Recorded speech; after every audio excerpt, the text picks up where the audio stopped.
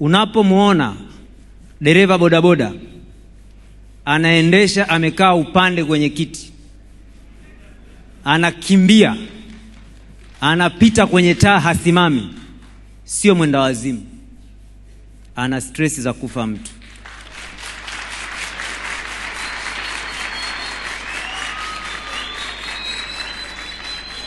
Unapomuona bajaji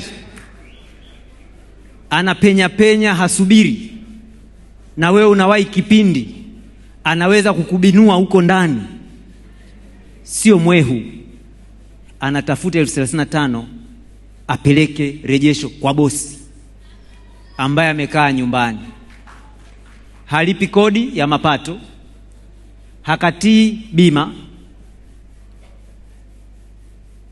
hatoi mafao yoyote yule bwana akipata ajali. Leo nikiwa mkuu wa wilaya nakubali kijana alipe 13,500 kila siku kwa mkataba ambao ni wa kinyonyaji. Ndio maana Mheshimiwa Rais na Mheshimiwa Waziri wakaniagiza specific, na haya ni maagizo ya Dr. Samia Suluhu Hassan na Mheshimiwa Waziri, ni lazima tukomeshe mikataba ya kinyonyaji yote.